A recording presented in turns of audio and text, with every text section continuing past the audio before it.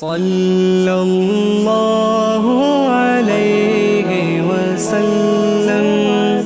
میں نے قرآن مجید کے پہلے پارے میں سے ایک آیہ کریمہ کا کچھ حصہ تلاوت کیا ہے۔ اللہ کریم نے ارشاد فرمایا کہ فَكُلَّمَا جَاءَكُمْ رَسُولٌ بِمَا لَا تَهْوَىٰ، فرمایا تو کیا جب تمہارے پاس کوئی رسول وہ چیز لے کے آ جاتے ہیں جو تمہارے نفس کی خواہش نہیں، پیغمبر ایسی چیز تمہارے پاس لے آئے جن کو تمہاری خواہش، تمہارا نفس قبول نہیں کرتا،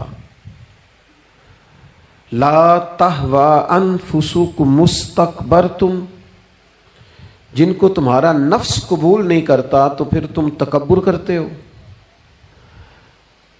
تمہارے نفس پر وہ چیز گراں گزرتی ہے، تمہاری خواہش کے وہ چیز خلاف ہوتی ہے، تمہاری مرضی کے مخالف ہوتی ہے، پھر وہ تم اس سے تکبر کرتے ہو، فَفَرِيقًا كَذَّبْتُمْ، تو ایک گروہ ان میں سے انبیاء کو جھٹلاتا ہے، معاذ اللہ، ایک گروہ کیا کرتا ہے؟ نبیوں کو جھٹلاتا ہے، نبیوں کو، اور دوسرا اس سے بھی آگے بڑھ جاتا ہے، وَفَرِيقًا تَقْتُلُونَ، اور ایک گروہ ان کو شہید کر دیتا ہے۔ انبیاء کرام علیہم السلام کی جو تعلیمات ہوتی ہیں وہ کامل، اکمل اور مکمل ہوتی ہیں۔ انبیاء کرام علیہم السلام معصوم ہوتے ہیں۔ نبیوں میں معاذ اللہ نہ ظاہری طور پر کوئی نقص ہوتا ہے نہ باطنی طور پر نقص ہوتا ہے۔ اللہ تعالیٰ انبیاء کرام علیہم السلام کو بڑے قبیلوں میں پیدا فرماتا ہے، ان قبیلوں میں جو اس دور کے اندر لوگوں میں بڑی قدر کی نگاہ سے دیکھے جاتے ہیں، ان میں نبی آتے ہیں۔ انبیاء کرام کو اللہ تعالیٰ حسن و جمال دیتا ہے، قد و قامت دیتا ہے، ان کو اللہ تعالیٰ پر وجی چہرے دیتا ہے، کامل تعلیمات دیتا ہے۔ اور سب سے بڑی بات یہ ہے کہ انبیاء معصوم ہوتے ہیں، ان کے اندر کوئی نفسانی خواہش ہی نہیں ہوتی، نبی کوئی خطا کرتے ہی نہیں، کامل مکمل اکمل تعلیم نبی لے کے آتے ہیں۔ لیکن اللہ کا قرآن کہتا ہے کہ جب وہ چیزیں تمہاری نفس کی خواہش کے خلاف ہوتی ہیں، چیزیں بالکل مکمل ہیں، کامل ہیں، اکمل ہیں، نبی معصوم ہیں، عام آدمی اگر کوئی بات کرتا ہے تو اس کی بات میں نقص رہ جاتا ہے، کمزوری رہ جاتی ہے، کسی دانشور سے، کسی شاعر سے، کسی ادیب سے، کسی آپ جس نے اپنی دانش بینش کے حساب سے کوئی بات کی ہے، آپ اگر اس سے کوئی تربیت لیتے ہیں تو اس کی بات میں کمزوری رہ جائے گی، عام آدمی ہے۔ انبیاء کرام علیہم السلام کی تعلیمات جو ہوتی ہیں وہ ذاتی نہیں ہوتی، وہ وحی الہی کے ساتھ ہوتی ہیں، ان میں کمزوری کوئی نہیں ہوتی، نقص کوئی نہیں ہوتا۔ انبیاء کرام علیہم السلام خوبصورت ہوتے ہیں، نورانی ہوتے ہیں، یعنی کسی بندے نے معاذ اللہ ان سے کوئی ایسی چیز نہیں دیکھی ہوتی جس سے کہ قباحت پیدا ہو، نقص پیدا ہو، انسان دور ہٹے، انہیں اللہ تعالیٰ ظاہری باطنی مانوی حسن دے کے دنیا میں بھیجتا ہے، کیوں نہیں لوگ مانتے؟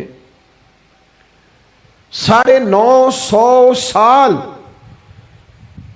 حضرت نوح علیہ السلام نے تبلیغ فرمائی، اور میرے بھائی 1.5 دن میں بندہ تھک جاتا ہے، اکتا جاتا ہے، ہف جاتا ہے، عام آدمی کی بات کر رہا ہوں۔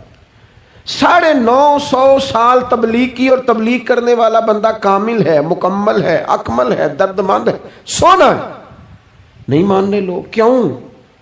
قرآن کہتا ہے اس کی وجہ یہ ہے کہ چیزیں وہ ہیں جو ان کے نفس کی خواہش کے خلاف ہیں، جو یہ ان کے نفس کی اور باطنی جو خواہشات ہیں ان کے مخالف ہیں، نہیں مانتے۔ حضرت موسیٰ کلیم علیہ السلام بنی اسرائیل کو نجات دینے کے لیے آئے تھے، راحت دینے کے لیے تشریف لائے تھے، لیکن آپ ان کے مطالبات دیکھیں کس قدر تکلیف دی۔ کبھی کہتے تھے نہیں مانتے جب تک اللہ کو اعلانیہ نہ دیکھ لیں، کبھی وہ کوئی مطالبہ لے کے آ جاتے، کبھی وہ پانی کا مطالبہ کرتے اور کہتے 12 چشمے الگ الگ چاہیے، کبھی وہ من و سلوہ کا مطالبہ کرتے، کبھی کہتے من و سلوہ تو آتا ہے پر یہ ایک جیسا کھانا ہے، ہمیں تو الگ الگ چاہیے، وہ اجناس چاہیے جو زمین سے اگنی ہے۔ حضرت موسیٰ خوبصورت تھے، نورانی تھے، پروجی تھے، اور کمال یہ ہے کہ رب کے اتنے پیارے ہیں جن سے رب کلام فرماتا ہے، لیکن قوم ہے کہ تسلیم کرنے کو تیار نہیں، ماننے کو تیار نہیں۔ فقط اتنی بات ہے کہ وہ تعلیمات وہ ہیں جو ان کے نفس کی خواہش کے خلاف ہیں، اور ذرا سا انہیں موقع ملا، حضرت موسیٰ علیہ السلام 40 دنوں کے لیے کوہ طور پہ تشریف لے گئے تو پیچھے سے ایک بچڑے کی پوجا شروع کر دی۔ جناب کلیم واپس آئے تو پھر طرح طرح کی ہیلے بازیاں۔ حضرت یوسف علیہ السلام کا تو حسن مشہور ہے نا ساری دنیا میں، دنیا جانتی ہے نا کتنے سونے تھے، تو کیا اتنا خوبصورت آدمی بھی کنویں میں ڈال دیا جاتا ہے؟ کیا اتنا حسین آدمی بھی بازار میں بیچ دیا جاتا ہے؟ کیا اس قدر شخص جو ظاہری باطنی طور پر نورانی ہو، اس شخص پر بھی الزامات دھر کے جیل میں ڈال دیا جاتا ہے؟ مخلوق تو فنکار ہے اس درجہ کے پل بھر میں سنگے در کعبہ سے بھی اصنام تراشے، اور تم کون ہو کیا چیز ہے داغے کبابی، لوگوں نے تو مریم پہ بھی الزام تراشے۔ حضرت مریم سلام اللہ علیہ پر بھی، اور جناب عیسیٰ جن کو اللہ نے کھلے معجزات دیے، کوئی ضرورت تھی کسی اور چیز کی؟ جو بچہ پنگھوڑے میں ہی کہہ رہا ہے انی عبداللہ، میں اللہ کا بندہ ہوں، کھلے معجزات اور وہ بھی پنگھوڑے میں۔ لیکن قرآن کہتا ہے تعلیمات وہ تھیں کہ جو ان کی نفس کی خواہش کے خلاف تھی، لہذا نفس کی خواہش، وہ جو ایک جگہ پہ قرآن مجید نے کہا نا کچھ لوگوں نے نفس کی خواہش کو خدا بنا لیا، وہ چونکہ خواہشات نفسانیہ کے خلاف تھیں، نتیجہ اس کا یہ نکلا کہ ان لوگوں نے پیغمبروں، رسولوں، انبیاء، اللہ کے محبوب بندوں کو جھٹلا دیا، یہاں تک کہ قتل کر دیا۔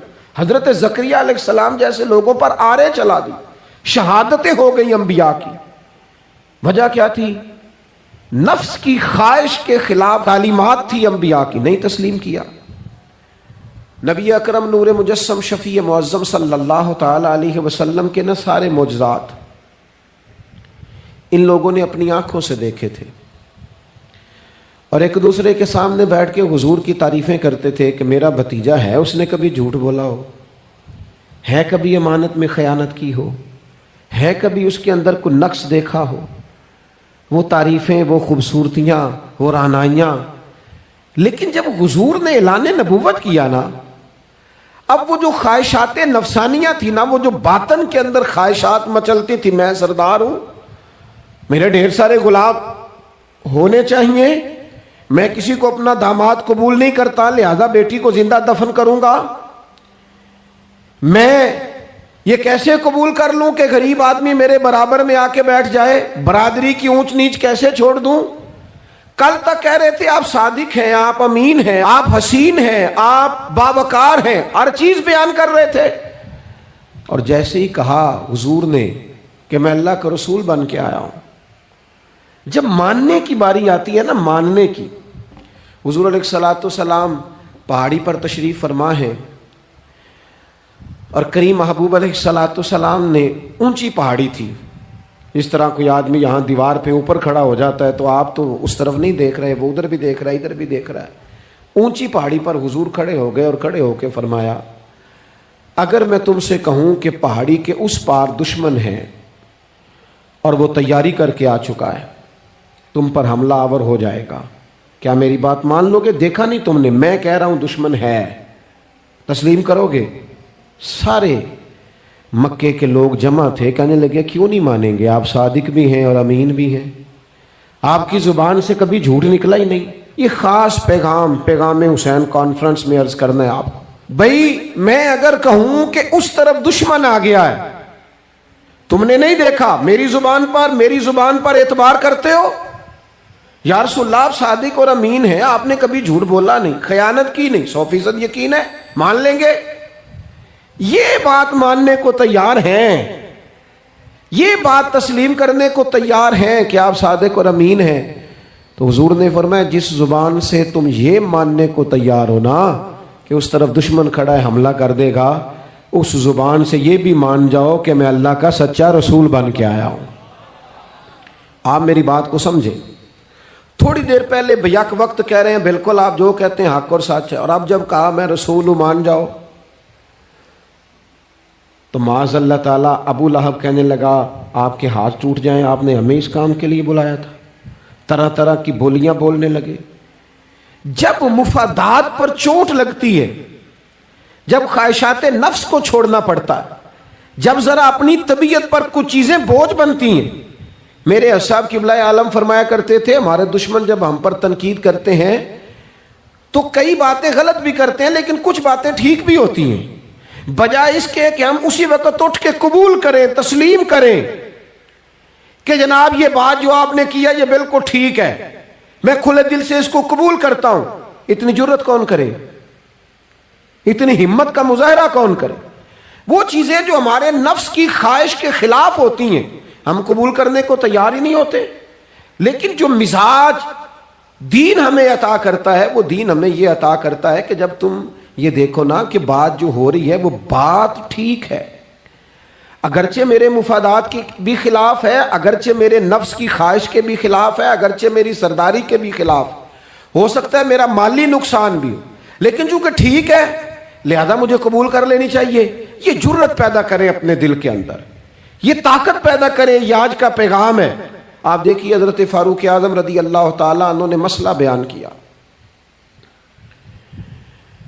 تو جناب فاروق اعظم رضی اللہ تعالیٰ عنہ نے اس مسئلے میں عورتوں کے مہر کے متعلقہ، جو حق مہر ہوتا ہے خاتون کا، اس کے متعلقہ جناب عمر نے کوئی مسئلہ بیان کیا۔ تو آپ جمعہ پڑھا کے باہر نکلے تو ایک خاتون کھڑی تھی دروازے پر، کہنے لگی امیر المومنین حد ہو گئی ہے، آپ عورتوں کو مہر لینے پر پابندی لگا رہے ہیں، اتنا لینا اتنا نہ لینا، اور اللہ رسول نے کھلی اجازت دی ہے جتنا مرضی لے لیں۔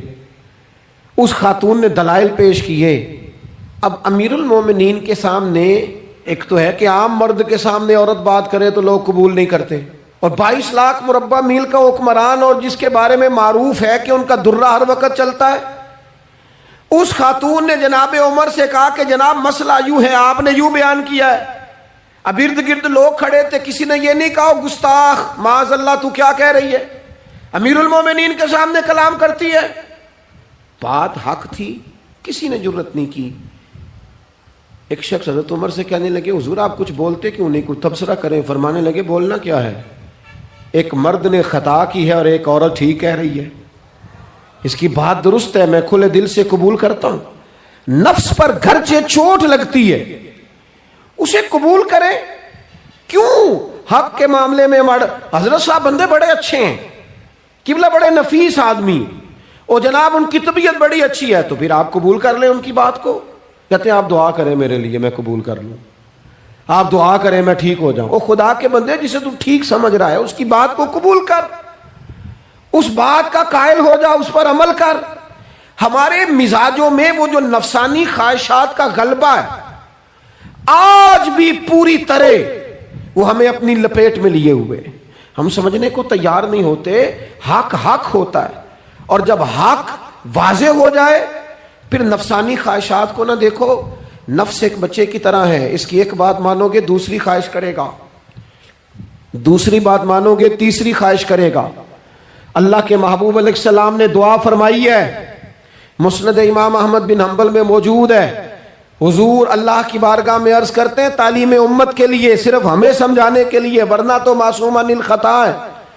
محبوب اللہ کی بارگاہ میں عرض کرتے ہیں اے اللہ مجھے اس خواہش سے بچانا جو ایک اور خواہش میں مبتلا کر دے، اس خواہش سے بچانا جو خواہشات کے دروازے کھول۔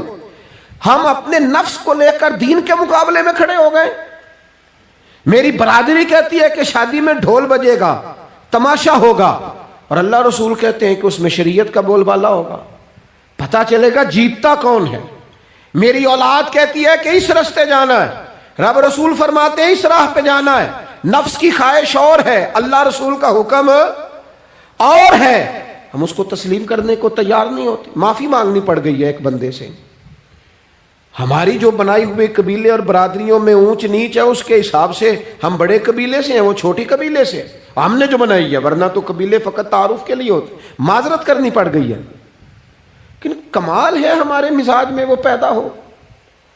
اللہ رسول کو راضی کرنے کے لیے تھوڑی دیر اپنے نفس کو کچلیں، ممکن ہے ایسا ہو، کرتے ہی نہیں ایسا، مزاج نہیں بنایا۔ ہمارے نفس کی خواہش کے مطابق اگر چلیں پھر سارا آپ یقین کریں لوگ استادوں کے پاس جا کے عزتیں اور پروٹوکول ڈھونڈتے ہیں، پیروں کے پاس جا کے عزتیں اور پروٹوکول ڈھونڈتے ہیں، ایسی جگہوں پہ جہاں پروٹوکول دینے کی باری تھی وہاں بھی لینے کے چکر میں پڑ جاتا۔ دینی کاموں میں اگر 4 لوگ ایک جگہ پہ اکٹھے کیے جاتے ہیں نا، یہاں دینی کام کر لو، تو وہاں جھگڑا شروع ہو جاتا ہے. دینی کام تو کرنا ہے پر آگے کون لگے گا؟ دینی کام تو کرنا ہے پر اس میں سربراہی کس کو ملے گی؟ دینی کام تو کرنا ہے، اس میں نام کس کا ہوگا؟ اس میں بڑا قد کس کا شمار کیا جائے؟ اس طرح قومیں آگے بڑھتی ہیں. اہل حق کس طرح ہوتے ہیں؟ سب سے آگے اپنے نفس کو رکھا جائے اور پھر انسان کا انقلاب آ جائے. یہ کیسے ممکن ہے؟ حضرت ابو ذر غفاری، میں قربان اس شخص پر، سیدنا ابو ذر غفاری، اس امت کے درویش فقیر، ایسا شخص جس کے بارے میں محبوب نے فرمایا زمین کے اوپر اور آسمان کے نیچے میرے ابو ذر سے سچا بندہ کوئی نہیں. اتنا بڑا آدمی زندگی فقر و فاقے میں گزار دی، اپنے مزاج پر طاری کر لی چیزیں کہ بس وہ سادگی جو ہمیں ہمارے رسول نے سکھائی ہے اسی میں رہنا ہے. حضرت ابو ذر غفاری گفتگو ہو رہی تھی، بات چیت ہو رہی تھی، جناب بلال حبشی رضی اللہ تعالیٰ عنہ کے ساتھ محو کلام تھے. حضرت بلال نے اپنے آپ کو سمجھا لیا تھا کہ میں دروازہ رسول کا گدا ہوں. کچھ لوگ نا غلام بے دام ہوتے ہیں. بے دام ہمارے ہاں نا کچھ لوگوں کا پروٹوکول ہوتا ہے، اور کچھ لوگ ایسے ہوتے ہیں جو صبح سے لے کے شام تک جھاڑو دے رہے ہوتے ہیں، خدمتیں کر رہے ہوتے ہیں.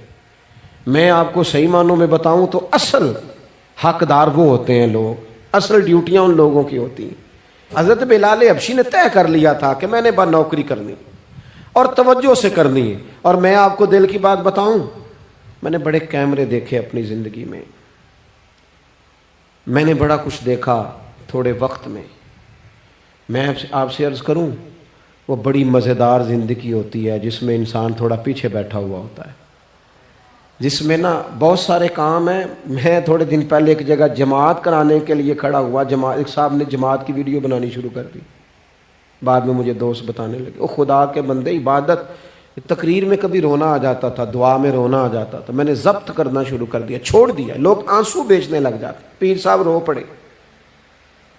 پیر صاحب کس بات پہ روئے؟ او خدا کے بندو، پیر کو معافی لے لینے دو اللہ رسول سے، اپنے لیے اپنے سنگیوں کے لیے اللہ کے حضور اسے آنسو بہانے دو.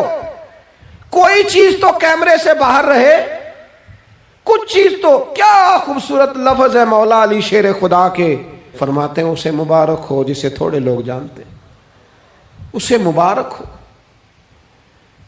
سے ثبوت نہ پوچھو میتھوں، پلائے نظر کرم کا دھوئی. اے میں جانا یا دل بر جانے، غیر نہ جانے کوئی. میں مسکین پرانا خادم، کسے در ملی نہ ٹوئی. یہ تے واصف یار نے نظر جو کی تھی تے واصف واصف ہی ہوئی. یہ تو اس کا فیصلہ ہے، ہمارے لیے مقام شکر ہے، ہر مقام پر شکر گزار ہیں، عاجزی کرتے ہیں. لیکن جو معاشرے کا ماحول بن گیا، یعنی ایک بندے سے بھی آپ بغیر کیمرے کے ملاقات ہی نہیں کر سکتے. وہ زیارت کرنے آتا ہے اور وہ ساتھ کہتا ہے 30 سیکنڈ کا میں نے کلپ بھی بنانا ہے. تو زیارت ہو گئی، بس ختم ہو گئی بات. یہ کون سی زیارت ہے جو تو نے قید بھی کرنی ہے ساتھ؟ خدا کا خوف کریں. کیا کس طرف ہم جا رہے ہیں؟ بہرحال لام دام برسر مطلب، حضرت بلال حبشی نے طے کر لیا تھا اپنی زندگی میں سادگی، پیچھے پیچھے رہنا ہے. وہ شہرت سے بچنے والا پیچھے پیچھے رہتا ہے، اور میرا جی چاہتا ہے ساری غزلیں اس ظالم کے نام کریں. کچھ لوگ طے کر لیتے ہیں میں نے پیچھے پیچھے رہنا ہے، ان کے اعلان کیے جاتے ہیں، بلایا جاتا ہے، پھر بھی پیچھے نکل جاتے ہیں.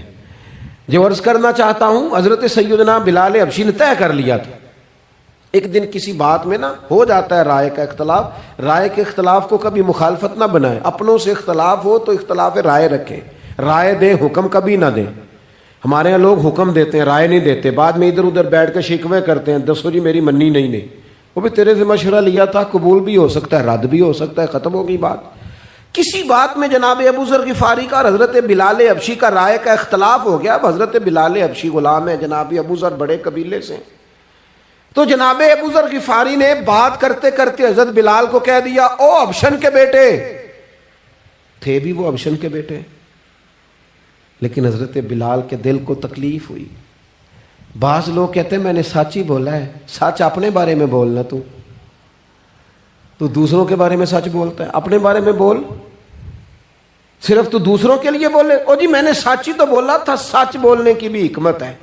سچ بولنے کی سب سے بڑا سچ کسی کو اللہ کی طرف بلانا ہے، اور میرا رب فرماتا ہے ادعو الی سبیل ربک بالحکمہ، کسی کو اللہ کی طرف بھی بلاؤ تو دانائی کے ساتھ بلاؤ، حکمت کے ساتھ۔ سب سے بڑا سچ بھی بولو تو دانائی کے ساتھ بولو۔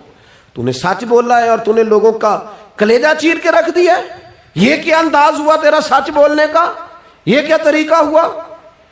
حضرت سیدنا بلال حبشی رضی اللہ تعالیٰ عنہ کو جناب ابو ذر غفاری نے کہا حبشن کے بیٹے بات سچی تھی۔ حضرت بلال کو تکلیف ہوئی، کونے میں بیٹھ کے روئے، اور غلام روئے اور آقا کو خبر نہ ہو، تڑپے جو ہم یہاں تو مدینے خبر گئی۔ حضور علیہ الصلوۃ والسلام پتہ چلا، محبوب نے منبر سجایا۔ حضور کی عادت تھی نامینیٹ کر کے اصلاح نہیں کرتے تھے، بائی نیم نہیں، نامزد کر کے نہیں، اوورال بات کر دیتے، سمجھنے والے سمجھ جاتے۔ حضور فرمانے لگے لوگوں کو کیا ہو گیا ہے، میں نے تو جاہلیت کی ساری باتیں پاؤں تلے رون دی تھی، ابھی بھی کہتے ہیں بلال کو حبشن کا بیٹا۔ حضرت ابو ذر غفاری کہتے ہیں باقی تو کوئی نہ سمجھے تو میں سمجھ گیا۔ بڑا مشکل ہوتا ہے مجمعوں میں اٹھ کے معافی مانگنا۔ ہمارے ہاں بعض لوگ معافی بھی اس طرح مانگتے ہیں کہ یوں لگتا ہے گن بھی ساتھ پکڑی ہوئی ہے، معافی دو ورنہ گولی مار دوں گا۔ معافی مانگنے کا بھی طریقہ سلیقہ نہیں آتا، اور دنیا میں کچھ ایسے نفس پرست ہیں ان کو استادوں سے معافی مانگنے پڑی تو نہیں مانگ سکتے، مشائخ سے معافی مانگنے آتی ہے تو نفس کے بندے بن کے نفس کی غلامی کرتے ہیں، لیکن اپنی عزت کی جگہوں کو بھی درست نہیں کرتے۔ کتنا بڑا مجرم ہے جو باپ سے بھی معافی نہ مانگ سکے، جو ماں سے بھی نہ کہہ سکے میں غلطی کر گیا تھا۔ اتنی بڑی نفس پرستی، تو نے آقا بنا لیا اپنے نفس کو اپنا۔ مجمعوں میں معافی مانگنا، اعتراف کرنا، حق کو قبول کرنا، اپنے نفس کو ذبح کرنا۔ حضرت ابو ذر غفاری مجمع کے بیچ اٹھ کے کھڑے ہوئے، چمکتا دمکتا چہرہ، قبولیت حق کا جذبہ، اپنے نفس کو چیر دینا اور اس پر پاؤں رکھ کے رب رسول کا قرب حاصل کرنے کا ذائقہ۔ جناب ابو ذر غفاری حضرت بلال کے قریب گئے اور پھر ان کے سامنے لیٹ گئے، رو کے کہنے لگے حبشن کے بیٹے اٹھا اپنا پیر اور رکھ میرے سینے پہ، میں اس قوم کو بتانا چاہتا ہوں کہ تھا تو حبشن کا بیٹا، پر جب سے مدینے والے کا کلمہ پڑا ہے کائنات میں عزت والا ہو گیا ہے۔ یہ دیکھو کس نے ذروں کو اٹھایا اور صحرا کر دیا، کس نے قطروں کو ملایا اور دریا کر دیا، کس کی حکمت نے یتیموں کو کیا در یتیم اور غلاموں کو دنیا بھر کا مولا کر دیا۔ ہمارا نفس کی خواہش بچی، رشتے نہیں بچے، ہمارے نفس کی خواہش بچی، تعلقات نہیں بچے، نفس کی خواہشیں بچی، ہمارے اپنے نہیں بچے، نفس کی خواہشیں بچی، مال جمع ہوا، دیانتداری نہیں بچی، وعدوں کی پابندی نہیں بچی، تجوریاں بھر گئیں، روحیں اجڑ گئیں، بددیانتی سے رزق حرام سے کمایا ہوا مال، کاریں کوٹھیاں بنگلے بن گئے، باطن اجڑ گیا، اس لیے کہ نفس کی خواہش پوری کی۔ نفس کے سامنے اگر انبیاء کی بھی تعلیمات آئیں، لوگوں نے تکبر کیا، قتل تک کر دیا نبیوں کو، لیکن اپنے نفس کی خواہش کے خلاف جانے کو تیار نہ ہوئے۔ خدا را واپس آ جاؤ، خدا را۔ وقت آیا، یہ وقت بدلتا رہا، یہ دور تبدیل ہوتا رہا، لوگوں نے اپنی بادشاہیاں قائم کرنے کے لیے بڑے بڑے قتل کیے، ہلاکو خان نے انسانی کھوپڑیوں کے مینار بنائے، لوگوں نے بڑے بڑے ظلم کیے، جبر کیے، خوف اور ہراس پھیلایا، اپنے اقتدار پکے کرنے کے لیے بڑے بڑے جبر کیے۔ پھر کیا ہوا؟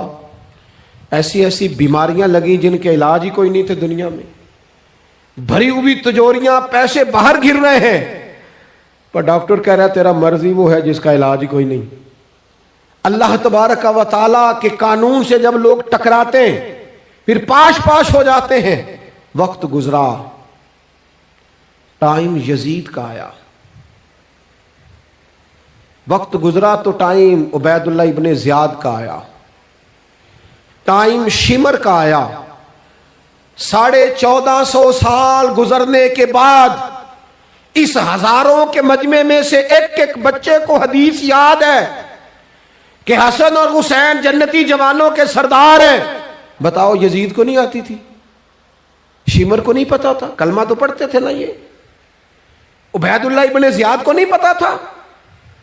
نبی پاک علیہ السلام کے کندھوں پر حسنین رہے، ان سب کو پتہ نہیں تھا؟ یہ جانتے نہیں تھے کہ یہ وہ حسنین کریمین ہیں جن کو حضور سنتے تھے، فرماتے تھے یہ میرے پھول ہیں دونوں؟ کیا بات رضا اس چمنستان کرم کی، زہرا ہے کلی جس میں حسن اور حسین پھول۔ آج 1450 سال گزرنے کے بعد امت کو حدیث آتی ہے کہ نبی پاک علیہ السلام نے فرمایا جس نے حسن اور حسین سے پیار کیا اس نے مجھ سے پیار کیا، جس نے ان سے بغض رکھا اس نے مجھ سے بغض رکھا۔ کلمہ پڑھتے تھے، مسلمان کہلاتے تھے۔ 10 محرم کو جمعے کا دن تھا، امام حسین امامہ باندھ کے گھوڑے پر بیٹھ کر خطبہ دینے لگے تو ایک شخص اندر سے بول کے کہنے لگا حسین تقریر لمبی نہ کر، ہمارا جمعہ لیٹ ہو رہا ہے۔ بلے و نمازیو، سامنے وہ شخصیت کھڑی ہے جس پر ابھی درود پڑھیں گے نماز میں، اللہم صلی علی محمد وعلی، ابھی درود پڑھیں گے حسین ابن علی پر، ابھی شہید کر کے ابھی درود پڑھیں گے، وہ سامنے کھڑے۔ اور امام حسین کا ایک جملہ تاریخ نے یوں لکھا ہے کہ شاید ریت کے ذرے بھی تڑپ گئے۔ امام علی مقام فرمانے لگے مجھے غور سے دیکھو، تمہیں پتہ ہے میں کون ہوں؟ تم جانتے ہو میں کون ہوں؟ نبی پاک نے فرمایا تھا یہ حسن اور حسین میرے بیٹے ہیں کیونکہ میری بیٹی کے بیٹے۔ تمہیں پتہ ہے میں کون ہوں؟ سامنے امام حسین کھڑے، فرمایا مجھے جانتے ہو؟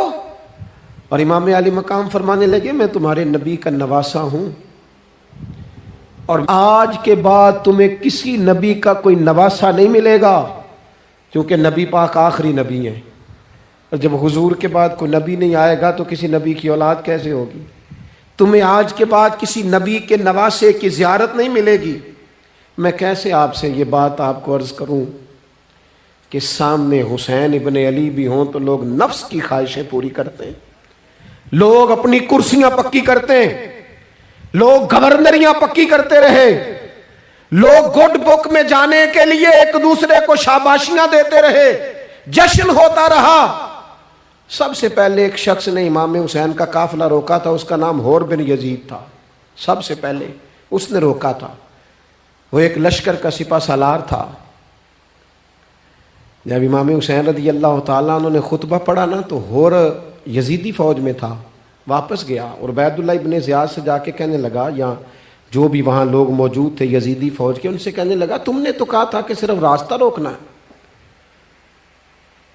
تم نے تو کہا تھا کہ صرف ان سے کچھ منوانا ہے، تم نے تو جب مجھے بھیجا تھا تو کہا تھا کہ بس تھوڑے معاملات ہیں، اوہ سچ بتاؤ نبی کے نواسے کو شہید کرو گے؟ تم نے تلواریں نکال لی ہیں، نیزے نکال لیے ہیں، تیر نکل آئے ہیں، تیاری مکمل ہے، مجھے سچ بچاؤ، کیا حسین ابن علی کی گردن پر خنجر چلانے لگے ہو؟ سیدہ فاطمہ کا جگر پارا شہید ہوگا، کیا یہ خبر سچ ہے؟ یوں ہوگا؟ تو کہنے لگے ہاں یہی حکم ہے ہمیں، یہی تیاری ہے، یہی پروگرام ہے، یہی پلان ہے، یہی ہوگا۔ کہنے لگا میں اور آپ تو مدینے والے رسول کا کلمہ پڑھتے ہیں، تو کیا محبوب کے نواسے کو ذبح کرو گے؟ جناب علی اکبر کو جن کا چہرہ رسول پاک سے ملتا ہے، حضرت قاسم بن حسن کو، جناب علی کے بیٹوں عباس بن علی کو، حضرت علی کے بیٹے ابو بکر بن علی کو، حضرت علی کے بیٹے عمر بن علی کو، حضرت علی کے بیٹے یہ بھی 3 کربلا میں موجود، حضرت عثمان ابن علی کو، ان کو شہید کرو گے؟ نے کہا ہاں تیاری ہو گئی ہے۔ تو سب کے ضمیر مردہ نہیں ہوتے، ہاں ہاں بڑی بڑی سخت جگہوں پہ پھول اگتے ہیں۔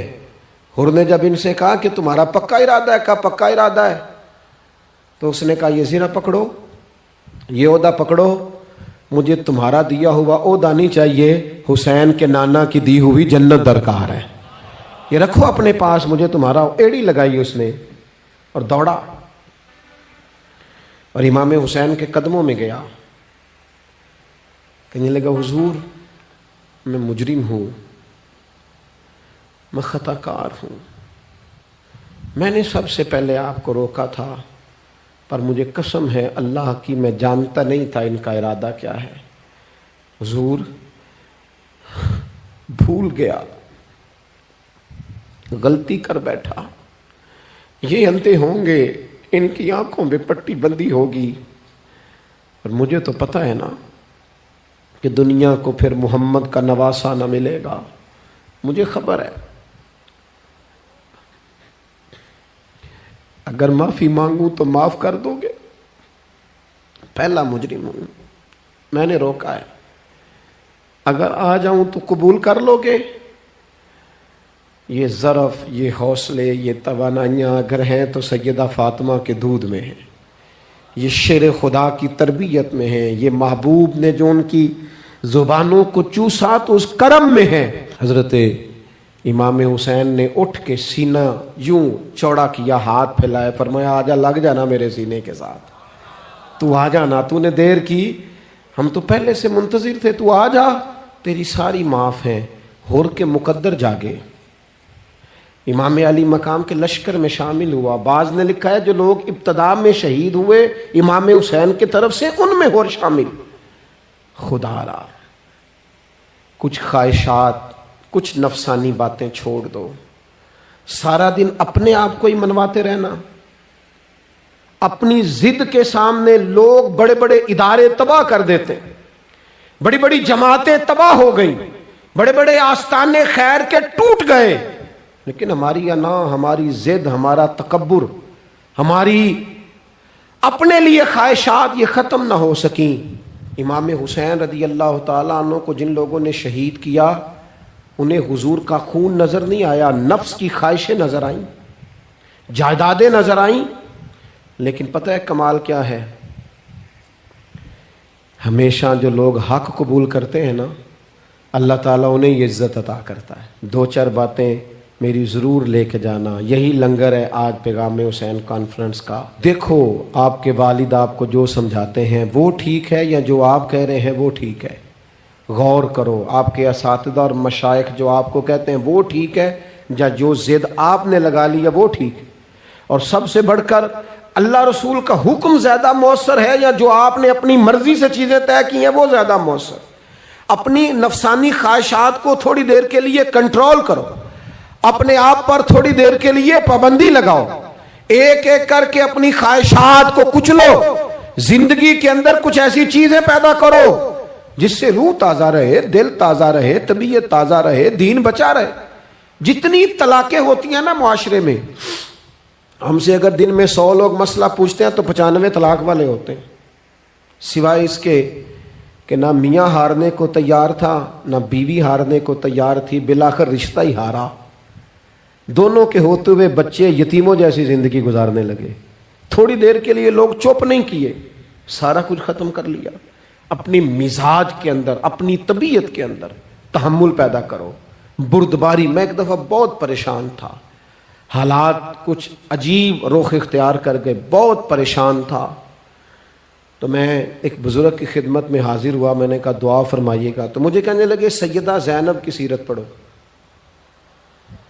تو میں نے پہلے دن آ کے کتاب کھولی نا، تو دربار دمشق میں جو جناب زینب نے کلام فرمایا نا، انسان ٹوٹ جاتا ہے، لیکن انسان حق پہ ہو کے اگر گلا بھی کٹا لینا تو اس کا مزاج طاقتور رہتا ہے، روح طاقتور رہتی، اسے محسوس ہوتا ہے کہ میں کمزور نہیں پڑا۔ یزید نے جب کوئی بات کی نا دمشق کے دربار میں، تو حضرت زینب پیچھے بیٹھی تھی پردے کے لوگوں کے درمیان، اس نے جب کوئی بات کی تو جناب زینب وہاں سے اٹھ کے، ہماری خواتین ہر بات پہ روتی ہیں، دو کہیں کہ ختم ہی نہیں ہوتے، جناب زینب پیچھے سے اٹھیں پردے کے پیچھے سے، اور جب اپنی گرجدار آواز میں انہوں نے گفتگو شروع کی تو وہاں ایک نابینا بزرگ بیٹھے تھے جو مولا علی شیر خدا کی بارگاہ میں حاضری دیا کرتے تھے۔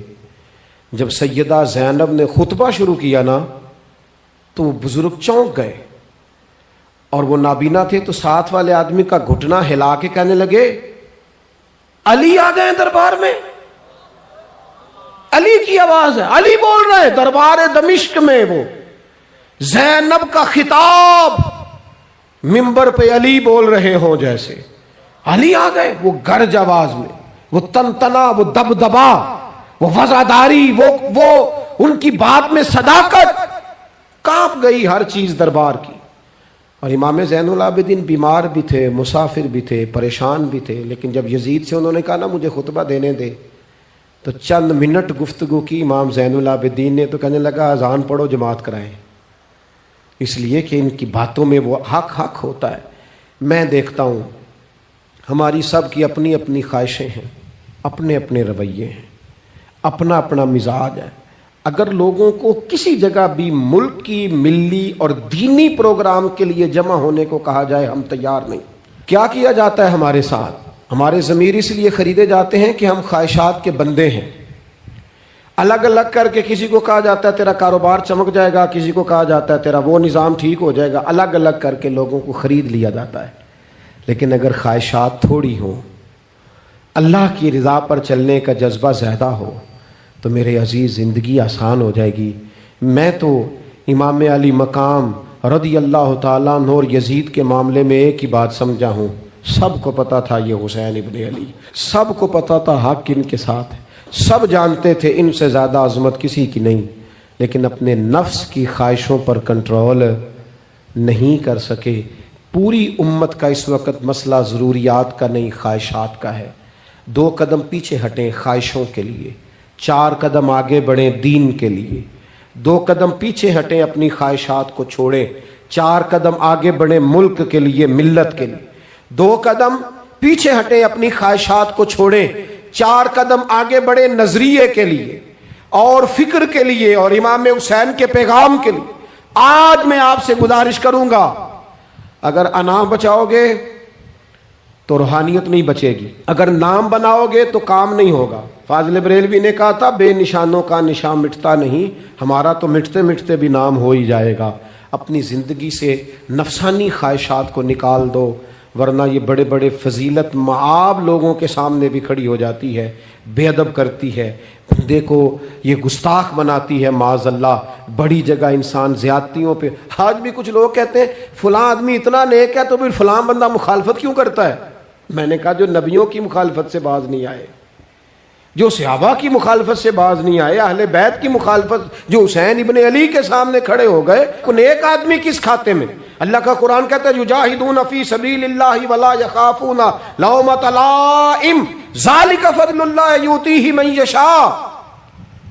کچھ لوگ اللہ کے راستے میں جہاد کرتے ہیں تو لوگ ان کی ملامت بھی کرتے ہیں، انہیں برا بھی کہتے ہیں، پر وہ کسی کی پرواہ نہیں کرتے. یہ ان پر اللہ کا فضل ہے، اور یہ فضل رب جسے چاہتا ہے اسے عطا کرتا ہے. آپ حضرات آج اس محفل سے یہ لنگر لے کے جائیے گا کہ کہیں میری روحانیت کے سامنے میری نفسانی خواہشات تو نہیں کھڑی ہو گئیں. تھوڑا سا 2 قدم پیچھے ہٹنا ہے. ہم نے امام علی مقام سے فیض لینا ہے، امام حسین کی عظمتوں کو سلام کرنا ہے. سر اٹھا کے جینا چاہتے ہو تو امام حسین کا طریقہ اپنا لو، ان کے رستوں کے مسافر بن جاؤ. زندگی وقار کے ساتھ گزرے گی، خودداری کے ساتھ گزرے گی، عزت نفس کے ساتھ